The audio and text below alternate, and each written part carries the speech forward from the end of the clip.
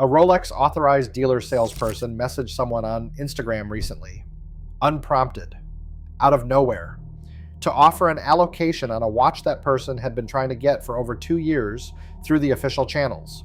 Not because they had built a purchase history, not because they had spent the right amount at the right boutique, because the salesperson had watched their content, decided they liked their story, and wanted to put a watch on a wrist they felt good about. That single message exposes everything that the official narrative about how Rolex allocations work is designed to hide. The process is not a system, it is not a queue, it is not a relationship built on mutual respect between a brand and its customers. It is a discretionary social selection exercise run by individual salespeople with almost complete personal authority over who gets called and who gets ignored, and the criteria they use are almost entirely absent from any official Rolex communication.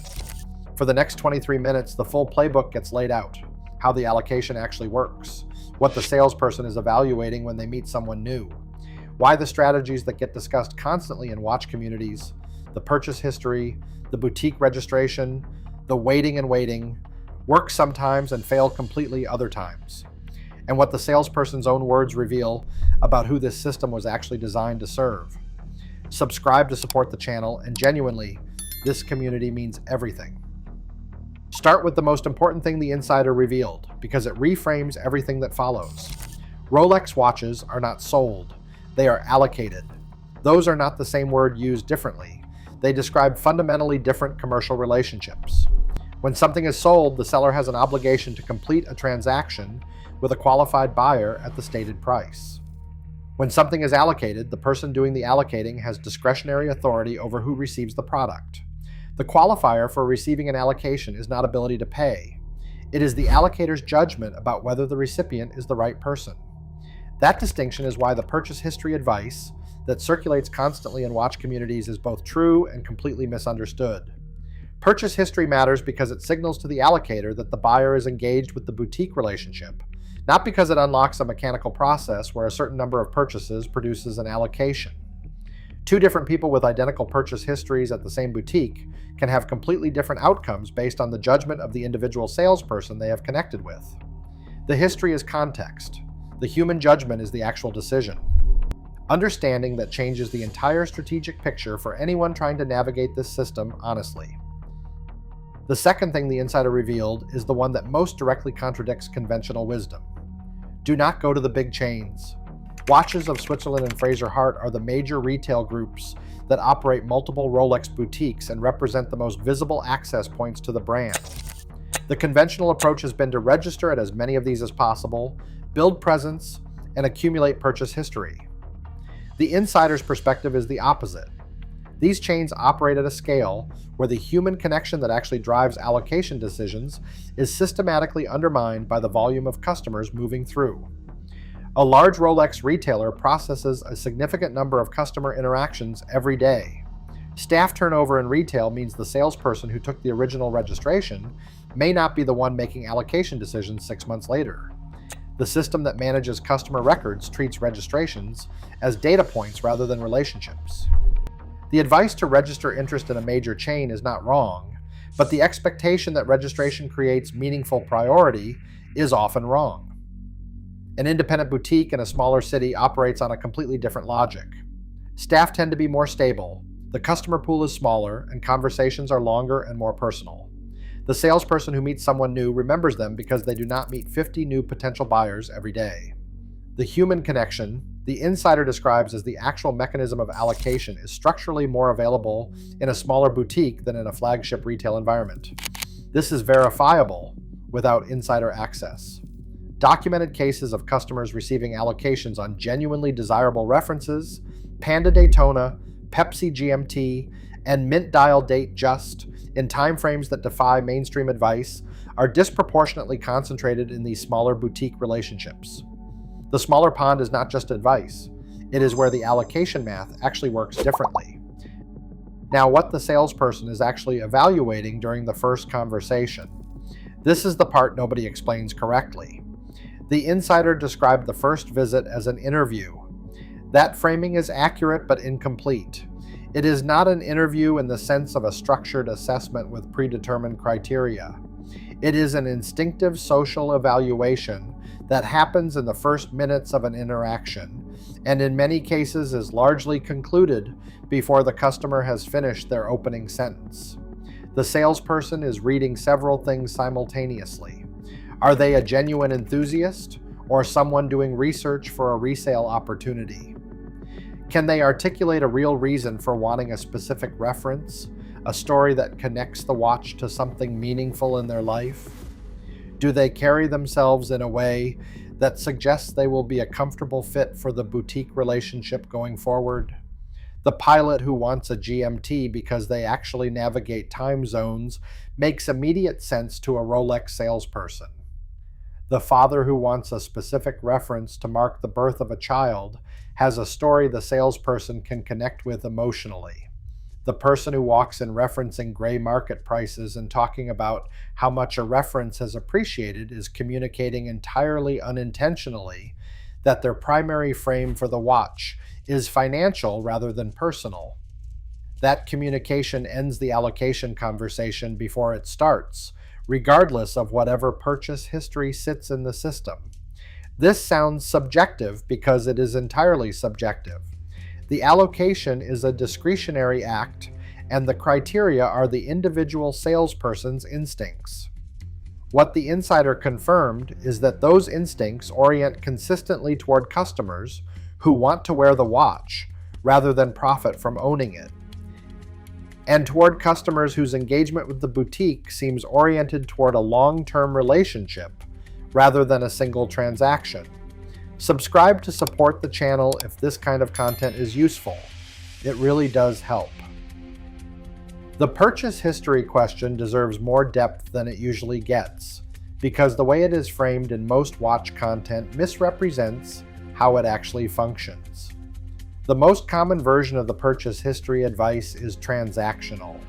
Spend X amount at the boutique and unlock access to desirable references. That version treats the boutique relationship as a loyalty program with a redemption threshold. The insider's perspective is that this framing is not just wrong, but actively counterproductive if it drives the wrong behavior. Buying a watch the buyer does not want in order to build purchase history is a red flag, not a signal of commitment.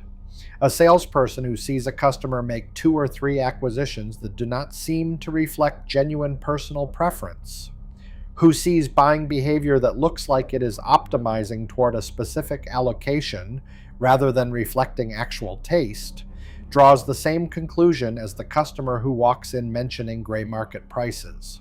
The motivation is financial. The relationship the boutique wants to cultivate is not with that buyer. The purchase history that actually matters is the one that happens naturally as a consequence of genuine engagement with the boutique. Buying a piece of jewelry as a gift when a gift is genuinely being given. Purchasing a watch that the buyer actually wants to wear. Having the watch serviced at the boutique over time. These behaviors create a purchase history that looks like what it actually is. The record of a customer who finds value in the relationship independently of the allocation they are hoping to receive. The distinction sounds subtle. In practice, it is the difference between the boutique salesperson feeling good about calling someone with an allocation and feeling like they are being gamed into it. There is a specific behavior the insider flagged as the fastest way to end an allocation relationship before it begins: registering interest in multiple hype references simultaneously.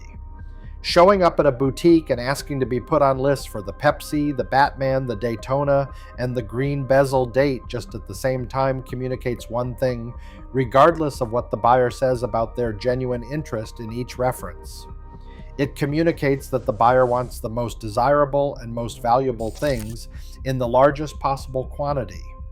That profile matches exactly one type of buyer that every Rolex salesperson is trained to screen out: the reseller. The boutique is not trying to supply inventory to the gray market. Every watch that leaves an authorized dealer and immediately appears on a gray market platform at a premium is a failure from the boutique's perspective. Not an ethical failure, a commercial one. The gray market premium that the buyer captures is value that the boutique could have captured by building a different kind of customer relationship. The salesperson's job, in part, is to prevent that outcome by accurately identifying which buyers are likely to flip and which are genuinely going to wear the watch. Registering for multiple hype pieces simultaneously fails that screening immediately. The correct approach is exactly the opposite. One reference, genuinely wanted, with a story that explains why that specific watch makes sense for that specific person. The know-it-all failure mode is a separate trap that the insider specifically called out, and it is worth understanding because it catches people who are genuinely enthusiastic about watches, rather than people who are optimizing for resale. When a new reference enters the market and gets significant attention, the land dweller being the recent example, the boutique is managing a large pool of interested parties and making allocation decisions under real-time pressure. The salesperson in that environment is having dozens of conversations with people who have all done their research, all rehearsed their interest, and all prepared their case for why they should be the one who gets the call. The buyer who walks in and immediately demonstrates how much they know, the beat rate of the movement, the dimensions compared to the previous reference, the secondary market trajectory of comparable pieces, is not impressing the salesperson. They are creating the impression of a buyer who arrived with a prepared performance rather than a genuine interest. The prepared performance looks like optimization. Optimization looks like financial motivation. Financial motivation means the watch is going elsewhere. The buyers who get the allocation are almost always the ones who ask questions rather than demonstrate knowledge, who express genuine curiosity about the reference rather than demonstrating that they have researched it, who leave the salesperson feeling like they are sharing something with an engaged audience rather than being evaluated by someone who has already made up their mind. This is counterintuitive for buyers who assume that demonstrating knowledge signals credibility. In the boutique context, it signals the opposite. Now, the part of this that the insider confirmed, and that most watch content will not say directly. The allocation system is class sorting behavior with a luxury goods aesthetic applied to it. The criteria a salesperson uses when deciding who gets an allocation are not neutral. Do they have a story? Do they seem likely to spend consistently?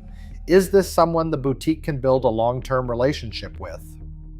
These criteria produce outcomes that correlate very directly with socioeconomic profile. Think about the pilot with the GMT story, the executive with the milestone purchase narrative, the collector whose engagement with the boutique is an organic extension of how they already live. These buyers tend to have the stable, high-income professional lives that produce the profile boutiques are looking for. The buyer who is stretching to make a significant one-time purchase, who does not have the lifestyle that generates natural reasons to return and spend more, who cannot easily construct the narrative of consistent future engagement, that buyer is at a structural disadvantage in the allocation game. That disadvantage has nothing to do with how genuinely they want the watch. The insider did not frame it this way. This is the honest translation of what the described system produces in practice. Rolex's allocation mechanism is a luxury brand choosing its customers. The criteria for being chosen are social criteria that favor people who already look and behave like Rolex's ideal customer. The waitlist is not a queue. It is a recurring social audition with no transparent rules and no appeal process. That does not make it uniquely exploitative. Plenty of luxury industries operate this way, but it is worth naming clearly because the mythology around the waitlist, the idea that patience and genuine interest and right behavior will eventually produce the allocation, obscures the reality that the outcome also depends heavily on factors the buyer cannot change. The gray market exists as the direct response to this reality, and the honest comparison is worth making rather than skipping. Buying on the gray market costs more, sometimes significantly more, depending on the reference and the timing. The watch arrives without the boutique relationship, without the service history at an authorized center, without the green seal authentication from the original sale. The financial premium is real, What the gray market provides in exchange is the complete elimination of the allocation game. No story to rehearse, no boutique to cultivate, no instinctive social evaluation to pass. The watch that someone genuinely wants is available, the price is stated, and the transaction is completed. For buyers whose time is worth something, whose tolerance for the boutique game is limited, and who find the social dynamics of the allocation system uncomfortable, which the insider's account suggests is a reasonable response to how that system actually works, the gray market premium is a rational payment for a different kind of transaction. The risk of counterfeits exists in the gray market and should be acknowledged. Reputable gray market dealers with authentication processes reduce that risk significantly. Using established platforms with buyer protection reduces it further. The risk is real and manageable rather than absolute. What the boutique experience offers that the gray market cannot is the relationship itself, the ongoing connection with a specific human being who will remember a customer, think of them when something arrives, and potentially call them with an opportunity they could not have anticipated. For buyers who value that relationship, who plan to continue collecting, who find genuine satisfaction in the boutique dynamic, the patient approach to building that relationship is a rational choice. The choice between these paths is a real choice, with genuine trade-offs on both sides. The mistake is believing the boutique path is the only one that works, or the only one that deserves respect. The insider's account makes clear that the boutique path is a social game with specific rules. Knowing the rules helps, and so does deciding honestly whether the game is one worth playing. In 2026, allocation pressure on the most desirable references has shifted from where it was at the peak of the gray market frenzy. The extreme premiums of 2021 and 2022 have compressed. Some references that once required years of boutique relationship building to access are now more available through patient-authorized dealer engagement than they were during the peak. The system has not changed. The demand pressure that was driving the system's most extreme behaviors has moderated. That moderation is good news for the buyer who wants to play the long-term game. The boutique that was impossible to get attention from during the peak is now more accessible. The salesperson who had no reason to prioritize a new customer over an existing one now has more reason to develop new relationships. The allocation game is the same game, but the ODDs have shifted. Here is the practical summary. The insider's account ultimately reduces to a set of specific behaviors that either help or hurt. Choose a smaller boutique in a market with less competition for the staff's attention. Go with one reference and a genuine story about why that reference matters. Buy things from the boutique when there is a genuine reason to do so, not to build a mechanical purchase history, but to demonstrate real engagement. Engage the salesperson as a human being rather than a gatekeeper. Ask questions rather than demonstrating knowledge. Do not register for multiple hype references at the same time. Understand that the decision about whether to call is made early and based on impression, story, and the salesperson's instinct about future relationship value.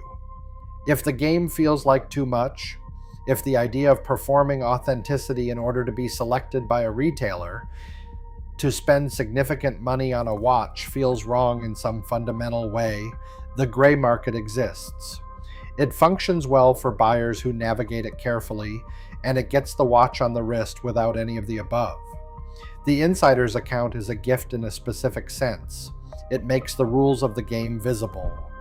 Whether someone chooses to play it knowing those rules, or chooses to find a different path, is a completely legitimate personal decision. The part that was never legitimate was playing the game without knowing the rules, while the house held all the information. Now the house does not.